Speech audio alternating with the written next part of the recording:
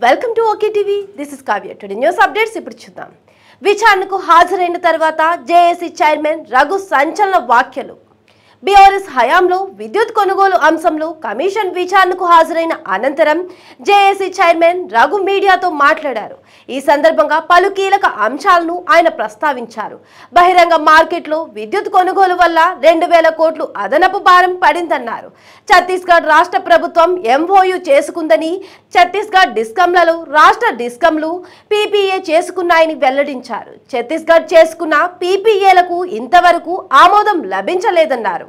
Bhadradri power plant ను nomination పద్ధతిలో BHL కు అప్పగించారన్నారు.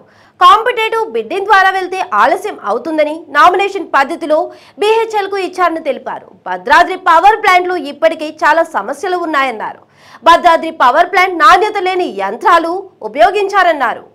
గోదావరిలో వరదలు వచ్చిన ప్రతిసారి భద్రాద్రి ప్లాంట్ మునిగిపోతుందన్నారు. సాంకేతిక పరమైన అంశాలు దృష్టిలో పెట్టుకోకుండా భద్రాద్రి పవర్ ప్లాంట్ పెట్టారన్నారు. బొగ్గు గనులకు 280 కిలోమీటర్ల దూరంగా యాదాద్రి పవర్ ప్లాంట్ పెట్టారని, తద్వారా రవాణా ఛార్జీలు పెరిగాయన్నారు. కాంపిటేటివ్ బిడ్డింగ్ ద్వారా భద్రాద్రి ప్లాంట్ నిర్మించి ఉంటే వ్యయం తక్కువగా ఉండేదని తెలిపారు.